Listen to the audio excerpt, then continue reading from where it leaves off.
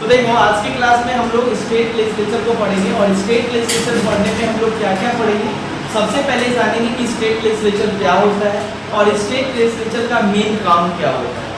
अगर इस चीज को तुम समझ जाओ तो पूरे स्टेट गवर्नमेंट को समझ जाओगे। दैट मींस स्टेट में कैसे किस तरीके का काम होता है इस चीज को तुम बखूबी समझ सकते हो if you read and if you understand the state legislature, then you can able to understand the process and procedure of state, that how one state they can make their law for their governance।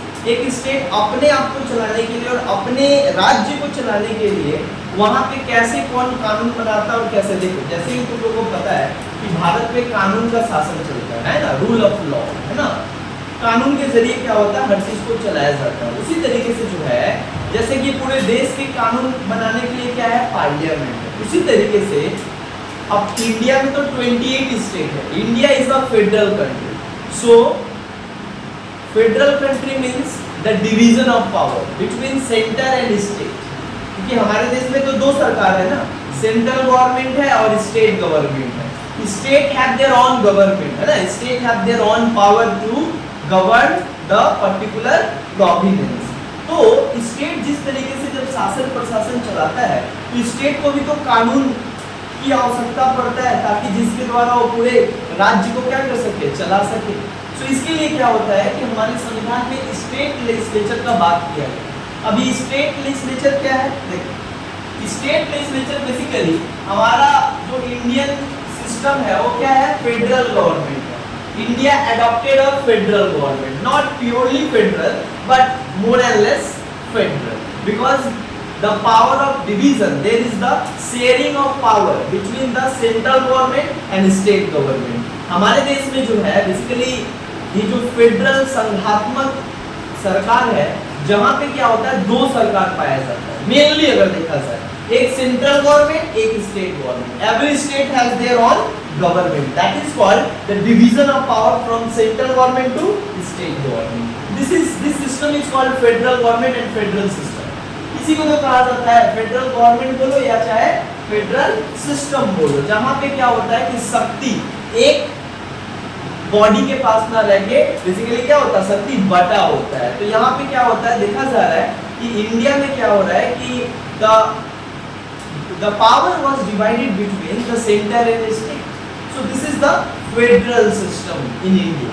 तो ये जो federal system है इसी के कारण क्या होता है कि स्टेट का अपना एक बॉडी है जो स्टेट के लिए कानून बनाता है और एक सेंट्रल बॉडी है जिसको पार्लियामेंट कहा जाता है और स्टेट जो बॉडी कानून बनाता है उसको कहा जाता है स्टेट लेजिस्लेचर, है ना।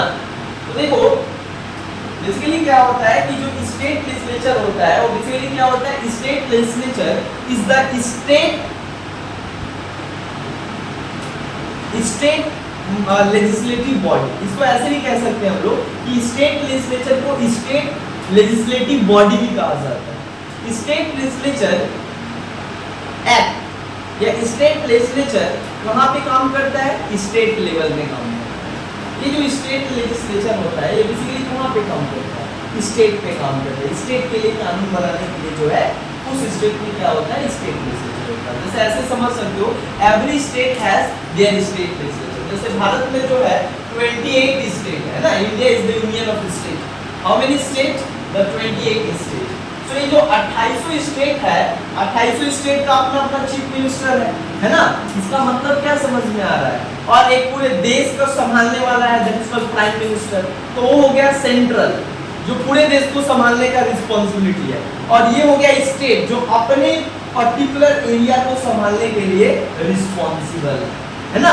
So there is the division of power है ना, there is the division of power and there is the two government in a one country, one for the country, one for the centre, one for the state. तो ये जो state का बात हम लोग आज कर रहे हैं है ना। पार्लियामेंट हम लोग अच्छे से पढ़ लिए थे कि पार्लियामेंट क्या होता है, कैसे बनता है, कैसे काम करता है ना।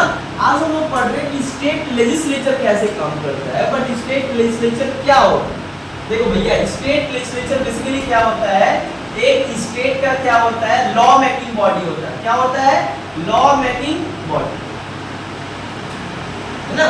State legislature is the law making body of every state, right. एक स्टेट का, स्टेट मतलब राज्य, एक राज्य का जो है कानून बनाने वाला जो बॉडी होता है या संगठन होता है उसको क्या कहा जाता है?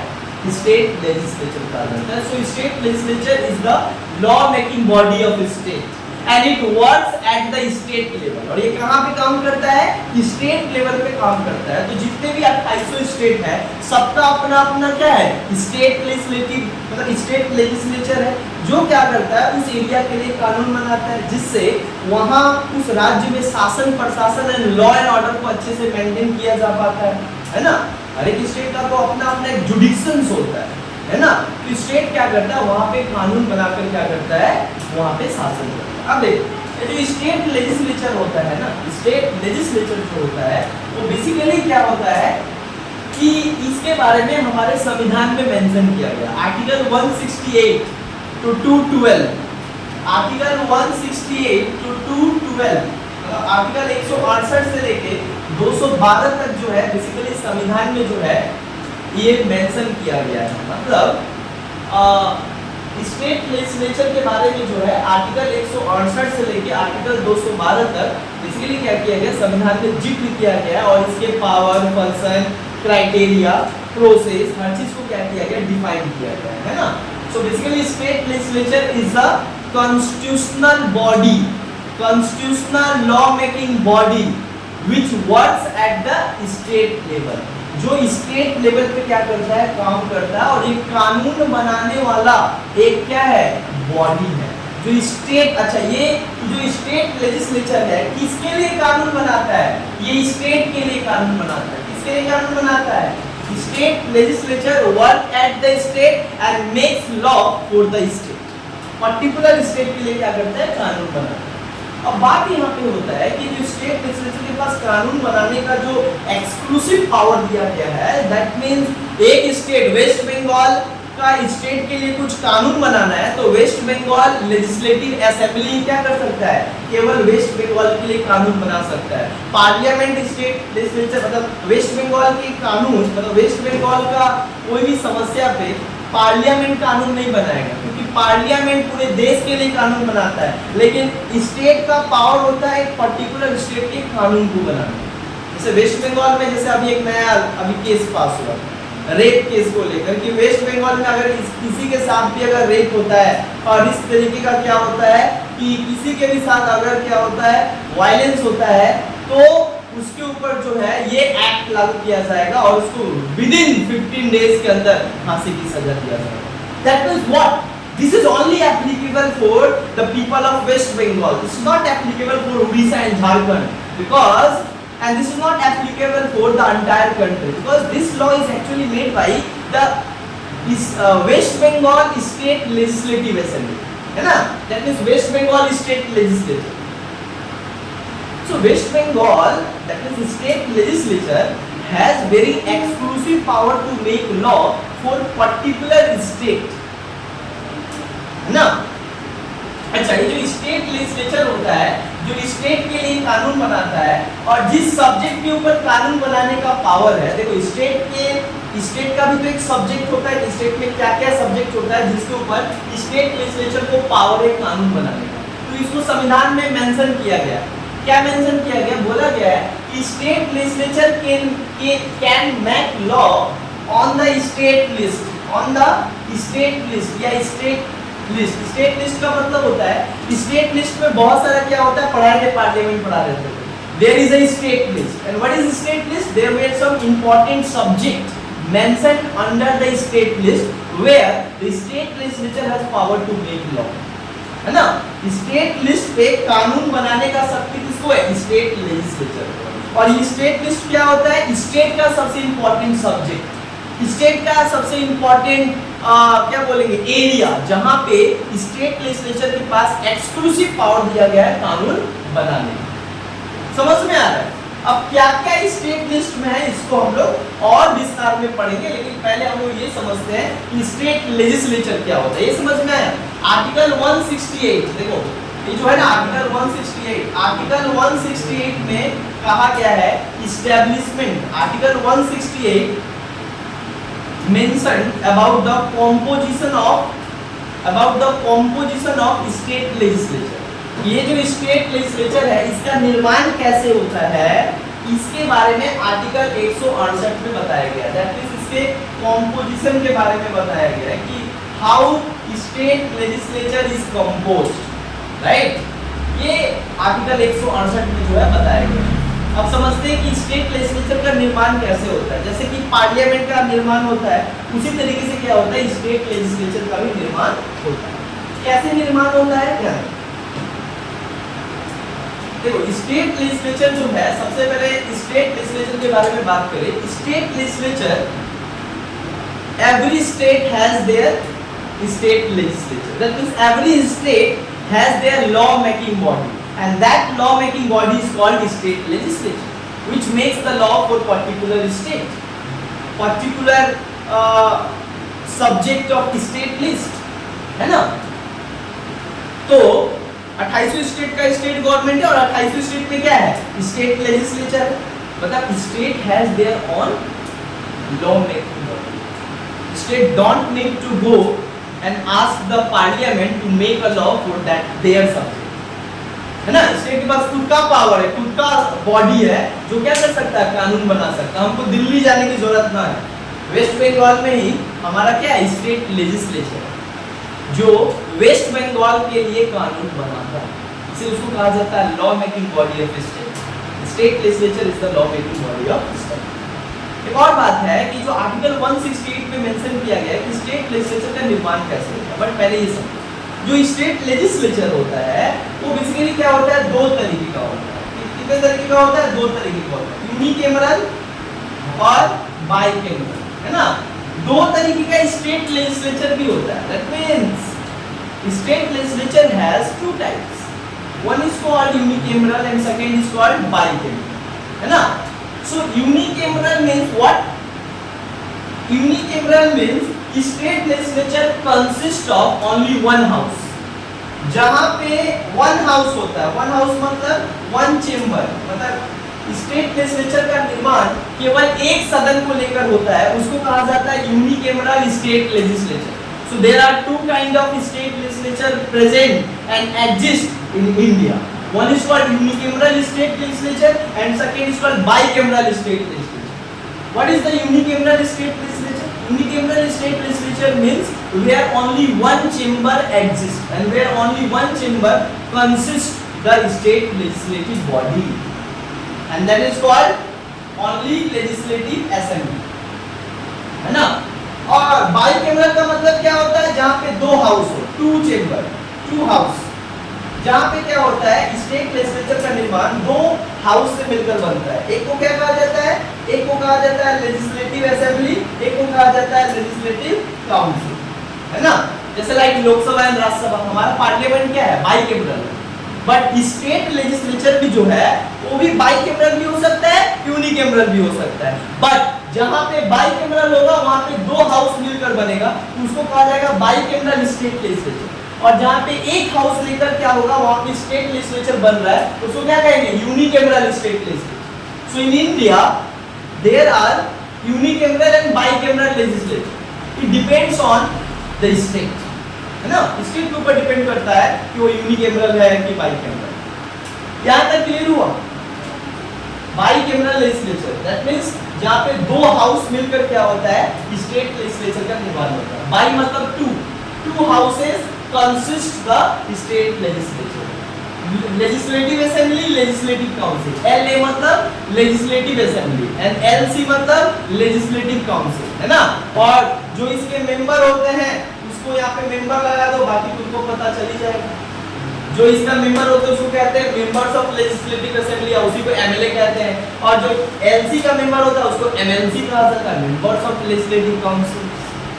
बट हमारे देश में अब बात करते हैं कि जो दो तरीके का स्टेट लेजिस्लेचर होता है, ध्यान दो आगे, ये दो तरीके का जो स्टेट लेजिस्लेचर होता है, एक को कहा जाता है यूनिकैमरल, एक को कहा जाता है bicameral. If the state legislature is unicameral, so the state legislature consist only of one house and that house is called legislative assembly, है ना. मतलब in the case of unicameral state legislature right? That state legislature consists of one house and that one house is known as legislative assembly. मतलब जिसका unicameral legislature है, जैसे तुमको suppose बता भारत में 28 गो स्टेट है ना, तो 28 गो स्टेट लेजिस्लेचर होगा, लेकिन कुछ स्टेट लेजिस्लेचर यूनिकैमरल है और कुछ बाइकैमरल है। तो तुमको और डीप पे ले जाते हैं कि कितना यूनिकैमरल और कितना बाइकैमरल, ताकि तुम्हारा पूरा कंप्लीट नॉलेज रहे इन सब के बारे में। तो देखो भारत में 28 स्टेट है, जिसमें से 6 state have bicameral state legislature. अच्छा, 28 स्टेट में कितना स्टेट में बाइकैमरल है? कितना है? 6। और वो कौन सा 6 स्टेट है जो बाइकैमरल? अच्छा, जो 6 को बाइकैमरल बता दिए, तो बाकी का जो बचा वो क्या है? यूनिकैमरल। ये भी हमको आंसर पता चल गया कि भाई 6 state have bicameral state legislature और द 22 स्टेट हैज यूनिकैमरल, है ना? यूनिकैमरल स्टेट लेजिस्लेचर मतलब जहां पे एक सदन को लेकर चलता है, वहां पे 2 सदन नहीं पाया जाता, एक ही सदन पाया जाता है। अच्छा, ये कौन-कौन सा 6 स्टेट है बाइकैमरल लेजिस्लेचर है, जहां पे दोनों 2 सदन है, लेजिस्लेटिव असेंबली भी है और लेजिस्लेटिव काउंसिल भी है ना? उसी को तो बाइकैमरल कहा जाता है। तो यहाँ पे कौन-कौन सा 6 स्टेट, राइट, बता दे रहे, ध्यान दो ना। कौन-कौन सा है? सबसे पहले आंध्र प्रदेश। कौन सा है? आंध्र प्रदेश। नाम सुने तुम लोग स्टेट का? आंध्र प्रदेश। उसके बाद तेलंगाना। कौन है? तेलंगाना। उसके बाद कौन सा है? तमिलनाडु। तेलंगाना के बाद कर्नाटका। कौन सा है? कर्नाटका। कर्नाटका के बाद कौन सा है? बिहार। बिहार के बाद कौन सा है? महाराष्ट्र। कौन सा है? महाराष्ट्र। और महाराष्ट्र के बाद कौन सा है? उत्तर प्रदेश। 6 हो गया ना? 6 1 2 3 4 5 6। तो तुमसे कोई भी पूछेगा कि भारत में कितना ऐसा स्टेट है जिसका लेजिस्लेचर बाइकैमरल है, तो कितना है? 6। 6 का नाम क्या है? आंध्र प्रदेश, तेलंगाना, कर्नाटका, उसके बाद क्या है? कर्नाटका, बिहार, महाराष्ट्र और Uttar Pradesh. These 6 states have the bicameral legislature, and the bicameral legislature consists of 2 houses. That means इन सारे स्टेट में क्या होता है? 2 हाउस पाया जाता है। 2 हाउस कौन-कौन सा? लेजिस्लेटिव असेंबली भी होता है और लेजिस्लेटिव काउंसिल भी होता है, और तब जाकर क्या होता है? क्या बनता है? स्टेट लेजिस्लेचर बनता है। और अरे महाराष्ट्र, समझ में आया? क्लियर हुआ? और अब 22 जो स्टेट है, ये जो 22 स्टेट है, इसमें से सारे स्टेट क्या है? यूनिकैमरल। यूनिकैमरल मतलब इसमें कौन सा हाउस है? केवल लेजिस्लेटिव असेंबली। हिंदी में कहा जाता है, लेजिस्लेटिव असेंबली को हिंदी में कहा जाता है विधानसभा। हिंदी में क्या कहा जाता है? विधानसभा। देखो 22 स्टेट में केवल विधानसभा को लेकर उसका स्टेट लेजिस्लेचर का निर्माण हुआ है, मतलब केवल there is only 1 chamber in the 22 state legislature, but only the 6 state they have the bicameral legislature, because where the 2 house exist together. One is called legislative assembly and second is called legislative council. Legislative assembly मतलब विधान सभा और legislative council मतलब Vidhan Parishad. Understand? है, समझ में आया? समझ में? State legislature कितना होता है? तो 22 स्टेट, इसमें इंक्लूड कौन है? वेस्ट बंगाल, है ना? तुमसे कोई पूछेगा कि वेस्ट बंगाल इज बाइकैमरल और यूनिकैमरल, क्या बोलोगे? यूनिकैमरल। क्यों? क्योंकि यहाँ पे एक ही सदन ही पाया जाता है, वो सदन का नाम क्या है? लेजिस्लेटिव असेंबली, है ना? Legislative assembly. चलो, यहाँ तक तुमको समझ में आया कि लेजिस्लेटिव। केंद्र शासित प्रदेश में केवल 3 ऐसा स्टेट है। Yes, good question. केंद्र शासित प्रदेश है यूनियन टेरिटरी, है ना, जिसको यूनियन टेरिटरी कहा जाता है। How many union territory in India now? 8। कितना है? 8 गो जो यूनियन टेरिटरी है ना, इसमें से केवल मात्र 3 गो के पास अपना स्टेट लेजिस्लेचर है, जो अपने एरिया के लिए कानून बना सकते हैं। मतलब out of 8 union territory only the 3 union territory have the power to make law and they have their own legislative assembly. they have their own state legislation. कौन-कौन सा है? दिल्ली, पौंडीचेरी और जम्मू कश्मीर। Pondicherry and Delhi, Pondicherry and Jammu Kashmir. कौन सा केंद्र शासित प्रदेश है जिसमें मतलब जिसके पास खुद का विधानसभा है? ये 3 ठो, बाकी 5 को के पास नहीं है ना? 3 ठो, जम्मू कश्मीर, पौंडीचेरी, दिल्ली। क्लियर? आगे बढ़े। जब यहाँ पे 370 लगा था तब तक तो खुद का एक स्टेट था, आज यूनियन टेरिटरी बना दिया गया। वहां पे वो भी बाइकैमरल था, लेकिन 370 जब आया और हटा तब इसको यूनिकैमरल बना दिया गया। मतलब ये तीनों यूनिकैमरल है। तीनों के पास क्या है? ऐसे know this 3 union territory have the unicameral state legislature. खाली यहाँ पे कौन सा सदन है बता दे रहे, खाली कौन सा सदन है? Legislative assembly. लेजिस्लेटिव काउंसिल नहीं है, बट जम्मू कश्मीर में था पहले। 2019 के पहले जब आर्टिकल 370 नहीं हटाया गया था तब जो था यहाँ पे अपना क्या था? बाइकैमरल लेजिस्लेचर, 2 सदन। अच्छा समझ में आया? यहाँ तक समझ में आया मोटा मोटी? चलो आगे बढ़ो। आगे बढ़ते हैं कि जो पार्लियामेंट स्टेट लेजिस्लेचर है, अब इसका समझते हैं कि ये कॉम्पोजिशन कैसे होता है। ये तो समझ में आया कि क्या होता है। अब हम लोग यहाँ पे आगे बढ़ते हैं कॉम्पोजिशन। क्या पढ़ेंगे? कॉम्पोजिशन। कॉम्पोजिशन का मतलब होता है कि ये जो स्टेट लेजिस्लेचर है जो दिख रहा है यूनिकैमरल, बाइकैमरल, ये बनता कैसे है? ये स्टेट लेजिस्लेचर कैसे बनता है? देखो इसको लेकर जो आर्टिकल 169, आर्टिकल 170 में जो है बात किया गया है। सुनो, आर्टिकल 170 में ये बात कहा गया है कि जो स्टेट लेजिस्लेचर देख रहे हो तुम, ये बेसिकली क्या होता है? State legislature in the case of unicameral, in the case of unicameral legislature, in the case of unicameral legislature, the legislative assembly consists of minimum 60 member। Minimum कितना होना चाहिए? 60 मेंबर और मैक्सिमम 500।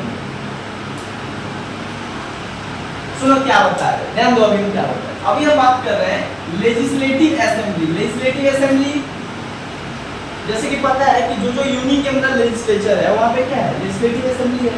उसको ही तो लेकर क्या बनता है? वहाँ पे लेजिस्लेचर बनता है। और ये जो लेजिस्लेटिव असेंबली है, ये जो लेजिस्लेटिव असेंबली है, ये हर एक स्टेट में होता है, हर एक स्टेट लेजिस्लेचर का निर्माण होता है। और ये जो लेजिस्लेटिव असेंबली है, इसका साइज कितना से कम और कितना से ज्यादा नहीं हो सकता। जैसे कि लोकसभा पढ़ाई थी तो बता रहे थे कि लोकसभा का साइज जो है वो 545 से कम नहीं हो सकता और 552 से ज्यादा नहीं हो सकता। उसी तरीके से स्टेट लेजिस्लेचर का भी साइज बताया गया है। That means the size of legislative assembly is not more than 500 and not क्या बोलेंगे, लेस देन 60 मेंबर्स, है ना? ये किसका बारे में बता रहे हैं? लेजिस्लेटिव असेंबली का बता रहे हैं साइज, याद रखना।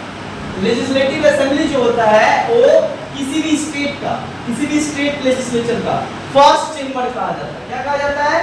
फर्स्ट चेंबर कहा जाता है। दूसरा, लेजिस्लेटिव असेंबली को हमेशा तुम जब पढ़ोगे तो किससे कंपेयर करोगे? हमेशा पार्लियामेंट, लोकसभा से कंपेयर करना। जैसे लोकसभा पार्लियामेंट में जिस तरीके का पोजीशन है, उसी तरीके का पोजीशन स्टेट में स्टेट लेजिस्लेटिव असेंबली का है। मतलब लेजिस्लेटिव असेंबली का रोल सेम किसके जैसा है? लोकसभा के जैसा। तो फर्स्ट चेंबर कहा जाता है। उसके बाद क्या कहा जाता है? पॉपुलर चेंबर कहा जाता है। याद करो, बताया था ये सब। पॉपुलर चेंबर कहा जाता है। अच्छा, जो लेजिस्लेटिव असेंबली होता है ये टेम्पररी चेंबर होता है। क्या होता है? Temporary house. टेम्पररी हाउस होता है ये जब तक भंग किया जा सकता है। याद है, पढ़ाया था तुमको, लोकसभा को जब तक भंग किया जा सकता है। Lok Sabha is a temporary house. Similarly at the state legislature the legislative assembly is the temporary house. हाँ, एक और बात बता रहे हैं, first chamber, popular chamber, temporary house. और इसी को क्या कहा जाता है? Representative house.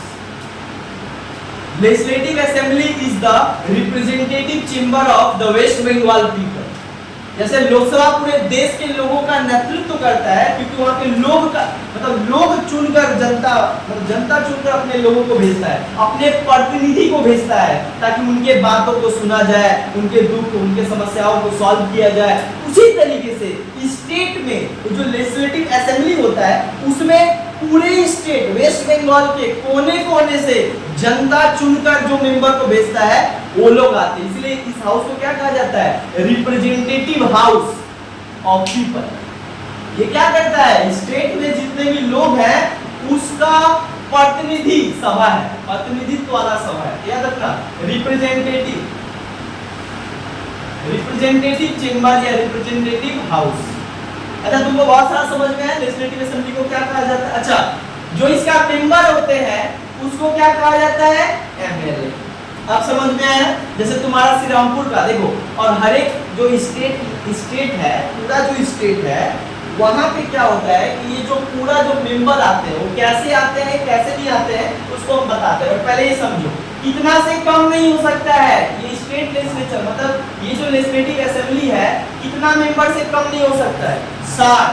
और कितना मेंबर से ज्यादा नहीं हो सकता है? 500। क्लियर हुआ? अब हम लोग समझते हैं कि जो 60 और 500, तो 500 से अधिक नहीं हो सकता है और 60 से कम नहीं हो सकता है। लेकिन कुछ ऐसा स्टेट है जिसमें संविधान बोलता है कि नहीं वहां पे कम भी हो सकता है। जैसे वहां पे मिनिमम क्या रखा है?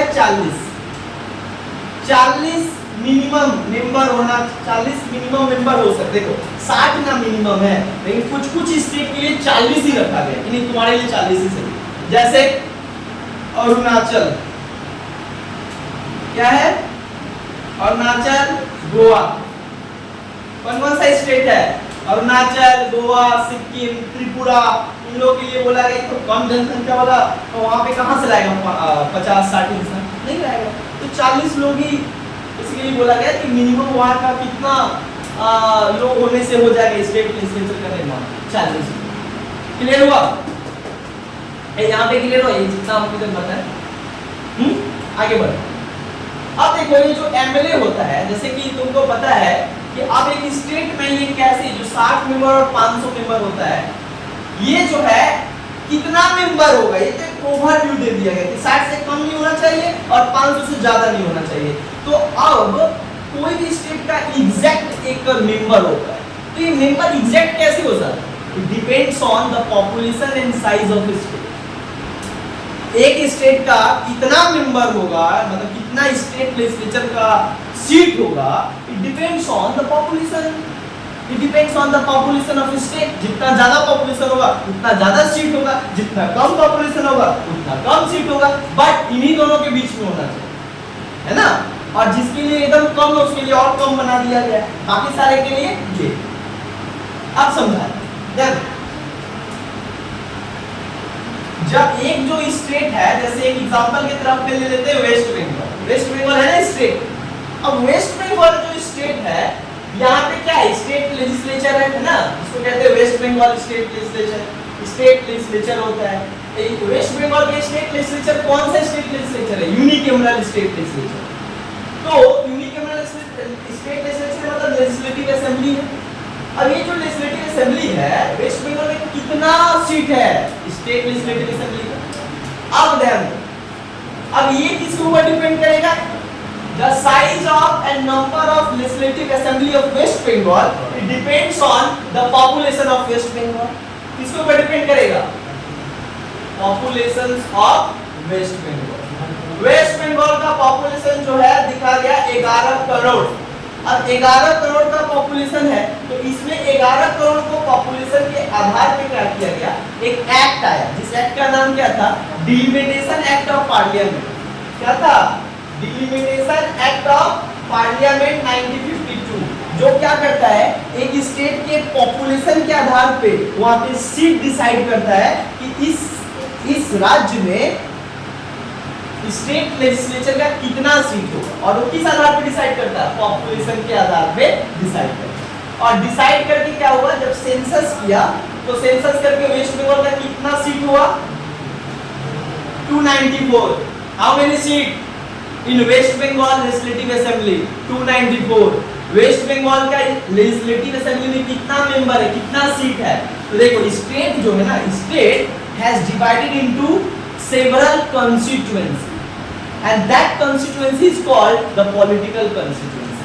मतलब constituency क्या हो गया? एक constituency। और ऐसे करके पूरे वेस्ट बंगाल को कंस्टिट्यूएंसी में बांट दिया जाता है और जितना कंस्टिट्यूएंसी है वहां एक एक लोग खड़े होंगे, वहां के लोग उसको चुनेगा।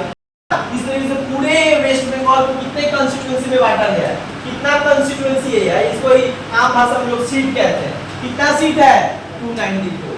तो वेस्ट बंगाल में कितना है सीट 294। अच्छा हम लोग तो बिहारी इंसान, बिहार के बारे में जानते हैं, बिहार में कितना है, बिहार में जो है टोटल सीट कितना है, वहां पे बिहार में टोटल सीट तुम्हारा है लगभग बिहार में टोटल सीट अगर देखोगे 238 सीट है या 234 सीट है, देख लेना। बिहार में कितना है सीट 238, कितना सीट है 238। उसके बाद महाराष्ट्र, महाराष्ट्र में अगर तुम देखोगे तो टोटल सीट कितना है 288। उत्तर प्रदेश में अगर जाओगे तो टोटल सीट कितना है 403। देखो बता दें, और ये सारा डिपेंड किसके ऊपर करता है, पॉपुलेशन के आधार पे। देखो वेस्ट बंगाल 11 करोड़ है तो उसका क्या है 234 सीट है, उससे थोड़ा कम जनसंख्या बिहार का है तो 238 सीट है, उससे उससे सबसे ज्यादा जनसंख्या महाराष्ट्र, मतलब महाराष्ट्र का, महाराष्ट्र और बंगाल में मोर और लेस साइज एक है, इसलिए देखो कितना कम नंबर का गैप है 288 एंड 294। लेकिन उत्तर प्रदेश 27 करोड़ का आबादी, दुगना है वेस्ट बंगाल से, इसलिए इसका साइज भी क्या है, देखो सीट भी क्या है ना ज्यादा।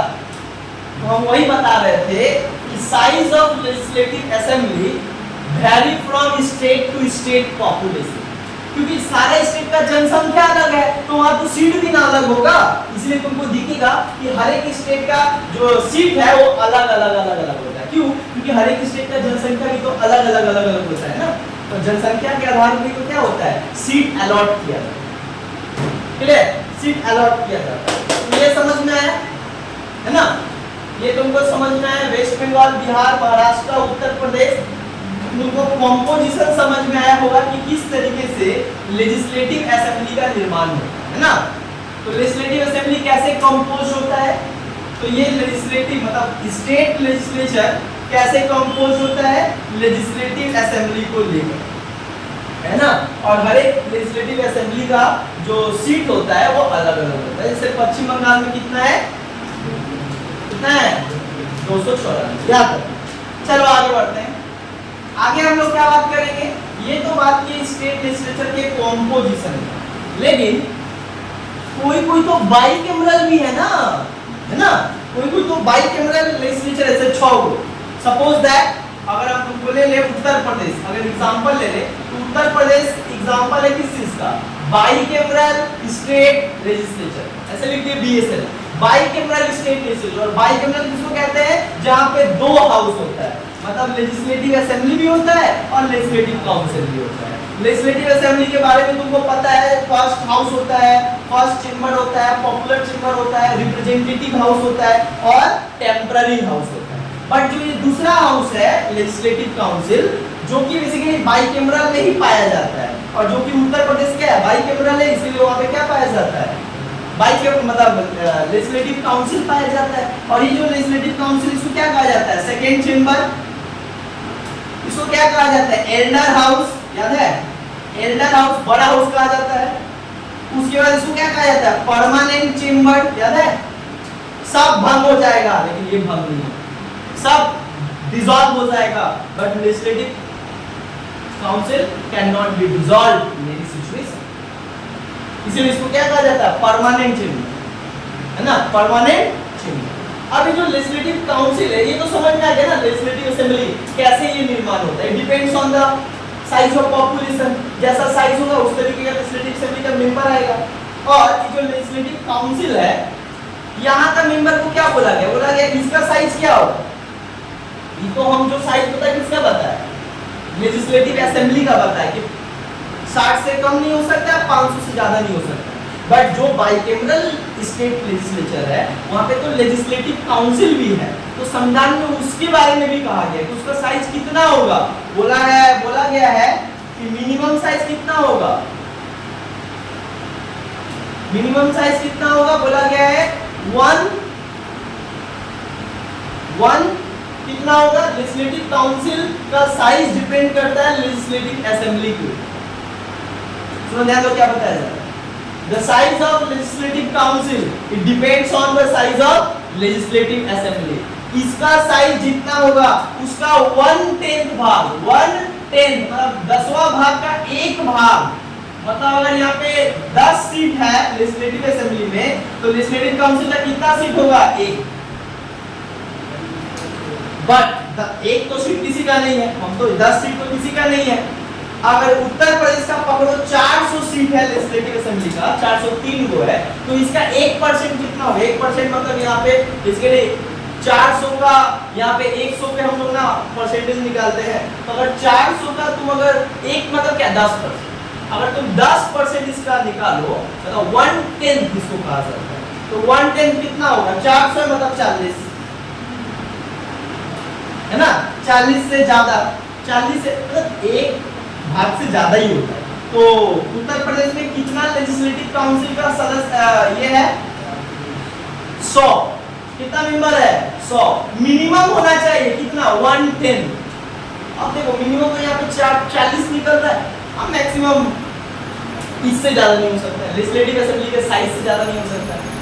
और मिनिमम किसके ऊपर डिपेंड किया गया है? 1/10 of the size of legislative assembly, मतलब मेंबर ऑफ लेजिस्लेटिव असेंबली। इसका जितना साइज होगा उसका एक भाग इसका मिनिमम होगा, मैक्सिमम इससे ज्यादा नहीं हो सकता है, और मैक्सिमम हो सकता है बट इससे ज्यादा नहीं। इसलिए उत्तर प्रदेश में कितना सीट है लेजिस्लेटिव काउंसिल का? 100। कितना है? 100। सोचो। अच्छा क्लियर हुआ यहाँ पे कैसे बनता है? और यही पे दोनों को मिलाकर क्या बनता है? बाइकैमरल स्टेट लेजिस्लेचर, है ना, बाइकैमरल स्टेट लेजिस्लेचर। चलो यहाँ पे भी समझ में आया तुमको। आगे बाइकैमरल स्टेट लेजिस्लेचर को जब हम लोग पढ़े यहाँ पे ध्यान दो, तो यहाँ पे हम लोग को बहुत कुछ समझ में आया, कॉम्पोजिशन समझ में आ गया। अब हम लोग पढ़ने जा रहे हैं क्या? कॉम्पोजिशन के बाद सबसे इंपॉर्टेंट चीज होता है इलेक्शन। ये लोग आते कैसे हैं? तो सबसे यहाँ पे इंपॉर्टेंट चीज क्या है? इलेक्शन।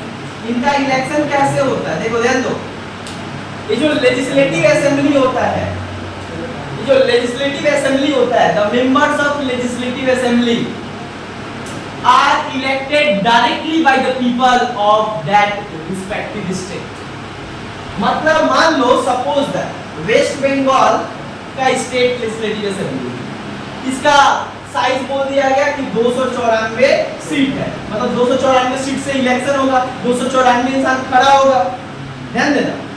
बट इनका चुनाव कैसे होगा? डायरेक्टली इलेक्टेड बाय पीपल, मतलब जनता खुद जाकर अपने प्रतिनिधि को चुनेगा। जैसे लोकसभा के एमपी को चुन के भेजता है, उसी तरीके से राज्य की विधानसभा में खुद जनता चुनकर अपने एमएलए को भेजेगा। तो स्टेट में एमएलए होता है जो स्टेट पे रहकर आपका बात उठाता है, और आप एमपी को भेजते दिल्ली जो जाकर पार्लियामेंट में आपके लिए बात उठाता है। समझ में आ रहा है? और एमपी और एमएलए ही भारत का दो सबसे बड़ा इलेक्टेड पोस्ट, इसको रिप्रेजेंटेटिव कहा जाता है, जहाँ पे आम जनता जाकर वोट से अपने प्रतिनिधि को क्या करता है? जिताता है। याद रखना इलेक्शन कैसे होता है? डायरेक्ट इलेक्शन, याद रहेगा, जहाँ पे जनता खुद चुनकर भेजता है किसको? अपने प्रतिनिधि को। और उस प्रतिनिधि जैसे ही इसको ना इसके लिए चुन के भेजता है, तो जैसे ही उसका मेंबर कहलाता है, क्या बन जाता है? Members of legislative assembly. जैसे श्री रामपुर का कौन है? सुदीप्तो रॉय। तो श्री रामपुर के जनता और उड़ीसा के जनता चुनकर उनको जिताया है, तब जाकर वो वेस्ट बंगाल में बैठकर और वेस्ट बंगाल स्टेट लेजिस्लेचर में जाके श्री रामपुर और उड़ीसा के लिए बात करते हैं। अंडरस्टैंड? बट कहीं कहीं तो क्या होता है? लेजिस्लेटिव काउंसिल भी होता है ना बाइकैमरल में। इनका चुनाव कैसे होता है लेजिस्लेटिव काउंसिल का? अच्छा, इनका चुनाव इनडायरेक्टली होता है, इनडायरेक्टली बाय पीपल। किसके द्वारा? जनता के द्वारा। लेकिन लेजिस्लेटिव असेंबली का चुनाव कैसे होता है? डायरेक्ट इलेक्शन बाय पीपल, मतलब जनता डायरेक्ट चुन के भेजता है। बट इसमें क्या होता है? जनता को चुनने का डायरेक्ट जनता नहीं चुनता, इनडायरेक्ट जनता, इसमें इसको चुनाव नहीं होता हमारे देश में। ये लेजिस्लेटिव असेंबली के सदस्य चुन के भेजते हैं। क्लियर? समझ में आया? तो लेजिस्लेटिव काउंसिल का चुनाव कैसे होता है? अप्रत्यक्ष रूप से होता है। हाँ, सिंगल ट्रांसफरेबल वोट के जरिए होता है, प्रोपोर्शनल तरीके से होता है। ये इनडायरेक्टली इलेक्टेड बाय पीपल, जनता के द्वारा अप्रत्यक्ष रूप से चुन के भेजे जाते हैं। इसको चुनने में सबसे बड़ा हाथ किसका होता है? Vidhan Sabha, legislative assembly actually select the members of legislative council. कौन जाएगा लेजिस्लेटिव काउंसिल में? ये लोग डिसाइड। इलेक्शन समझ में आया? हाँ, अब समझते हैं टेन्योर। क्या समझते हैं? टेन्योर। ये जो लेजिस्लेटिव असेंबली होता है, पहले इसका समझेंगे। ये जो लेजिस्लेटिव असेंबली होता है, इसका जो एक बार चुन कर जाते हैं, इनका चुनाव कितने साल में होता है और ये चुनने के बाद कितने साल पद पे रहते हैं? 5 साल। जो लेजिस्लेटिव असेंबली का मेंबर होता है, मतलब एमएलए जो होता है, वो कितना साल गद्दी पे रह सकता है? 5 साल। एक बार चुनाव हो गया, जीत गए तो कितना साल? 5 साल। मतलब प्रत्येक 5 साल की इलेक्शन होता है, जैसे कि लोकसभा का इलेक्शन होता है। समझ में आया? So the tenure of the member of legislative assembly is 5 years. While in the case of legislative council, the tenure of the members of legislative council, इसलिए इसको कहा जाता है MLC, members of legislative council। मतलब जो इसके seat के लिए जो लड़ाई करता है, उनका टेन्योर कितना होता है? 6 साल, 6 years। मतलब 5 साल कंपेयर टू लोकसभा और 6 साल कंपेयर टू राज्यसभा। याद करो, राज्यसभा कितना था? 6 साल। मतलब legislative council comparing to Rajya Sabha and legislative assembly compare to Lok Sabha, then you understand very well, है ना? तो एमएलए बनना है और बनने के बाद 5 साल, बट जो लेजिस्लेटिव काउंसिल का मेंबर होता है वो कितने साल तक गद्दी पे रहता है? 6 साल। एक और बात, प्रत्येक 1/3 मेंबर रिटायर होते हैं। यहाँ पे कितने साल में? बोलो। यस, प्रत्येक क्या होता है कि 2 साल पे यहाँ पे 1/3 मेंबर, इसका लेजिस्लेटिव काउंसिल का 1/3 member retired from every second year, मतलब एवरी 2 years। 2 साल में 1/3, मतलब ऐसे लिखा जाता है 1/3 इंसान क्या होता है? रिटायर होता है। 3 इंसान में 1 इंसान रिटायर होता है। कितना साल में? 2-2 साल में। और ये हमेशा बढ़ते रहते हैं, इसलिए कभी ये खाली नहीं होता। इसलिए इसको कहा जाता है परमानेंट चेंबर, है ना? क्लियर हुआ? टेन्योर समझ में आया? आगे टेन्योर के बाद आज समझते हैं क्वालिफिकेशन। क्या क्या क्वालिफिकेशन होता है इसके मेंबर के? जो ये जो लेजिस्लेटिव असेंबली और लेजिस्लेटिव काउंसिल के मेंबर होते हैं, उनका क्या क्या क्वालिफिकेशन होता है? देखो, सबसे पहले लेजिस्लेटिव असेंबली, मतलब जो लेजिस्लेटिव असेंबली का मेंबर बनना चाहते हैं, उनका क्या क्या क्वालिफिकेशन है? देखो, there are some criteria mentioned for the elections and appointment या elections for legislative assembly। जो legislative assembly बनना चाहता है उसको कुछ मेरिट देना पड़ता है, कुछ क्राइटेरिया होता है, फॉलो करना पड़ता है। पहला, he or she must be a citizen of India।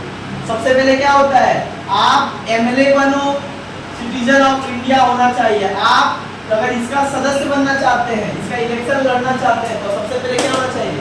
नागरिक होना चाहिए। दूसरा, अगर आप लेजिस्लेटिव असेंबली का इलेक्शन लड़ना चाहते हैं, तो आपका मिनिमम उम्र 25 साल से ऊपर होना चाहिए।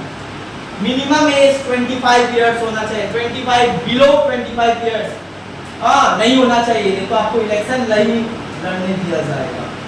ये एलिजिबिलिटी है। अब आते हैं लेजिस्लेटिव काउंसिल का इलेक्शन लड़ने के लिए क्या चाहिए? तो पहला वाला चाहिए सिटीजन ऑफ इंडिया होना चाहिए, सिटीजन ऑफ इंडिया होना चाहिए।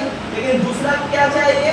आपका उम्र 30 साल होना चाहिए, 30 साल से कम नहीं होना चाहिए। सुनो, in the case of the member of legislative council, your minimum age should be the 30 years, but in the case of legislative assembly, your minimum age should be 25 years। 25 साल चाहिए लेजिस्लेटिव असेंबली के लिए और 30 साल चाहिए legislative council के लिए। तो हिंदी में विधानसभा और विधान परिषद का है। क्लियर? क्वालिफिकेशन समझ में आया? लास्ट, देन उसके बाद नेक्स्ट क्लास हम लोग इसके पावर और फंक्शन को समझेंगे। लास्ट क्या है? सैलरी। देखो, सैलरी का बात किया जाए तो इनका सैलरी जो है बेसिकली स्टेट फंड से दिया जाता है। कंटीजेंसी फंड ऑफ स्टेट से इनको सैलरी दिया जाता है। इनका सैलरी जो है लगभग जो है लगभग जो है 50 से 70 के करीब इनका सैलरी मतलब होता है जनरल। लेकिन ये पैसा कमाते कहाँ से? फंड से, रोड बनाने के लिए, बिजली बनाने के लिए, वहां से क्या करते हैं कि ज्यादा पैसा कमाते हैं। सैलरी देखो, ये लोग तो सेवा करने वाले लोग हैं। Politics is not a business, politics is a basically the एक बहुत पुण्य वाला काम है जहाँ पे आप लोगों का कल्याण के लिए आते हो। यहाँ पे अपना कल्याण के लिए नहीं आते हो, लेकिन ज्यादातर पॉलिटिशियंस जो है अपने कल्याण के लिए आते हैं। ये समाज सेवा का काम है, अपना सेवा के लिए बिजनेस है ना। This is very very important. Salary की बात क्या होता है? सारे जितने भी मेंबर है उनको शपथ लेना पड़ता है। शपथ किसके सामने लेना पड़ता है? गवर्नर। याद रखना, all the members of legislative assembly and legislative council must be taken oath before the governor. राज्यपाल के समक्ष उनको क्या करना पड़ता है? शपथ लेना पड़ता है, या राज्यपाल के द्वारा अपॉइंटेड व्यक्ति के समक्ष सबको शपथ लेना पड़ता है। क्या शपथ लेते हैं? दो। पहले क्या शपथ लेते हैं? पहले क्या लेते हैं कि वो बोलते हैं कि पहला जो उन लोगों का शपथ होता है कि मैं भारत की एकता अखंडता को अक्षुण्ण बनाए रखूं, मैं भारत की संप्रभुता, एकता और अखंडता को अक्षुण्ण बनाए रखूं। और दूसरा क्या बोलते हैं कि मैं बिना डरे, बिना किसी से किए, मैं संविधान में जो कुछ भी है उसके द्वारा मैं अपने कार्यों का निर्वहन करूंगा। These are the oaths। और इस तरीके से जो है लेजिस्लेटिव असेंबली बनता है। नेक्स्ट क्लास हम लोग पढ़ेंगे कि इसका काम क्या क्या होता है, ये काम क्या क्या करता है। अंडरस्टैंड? Thank you.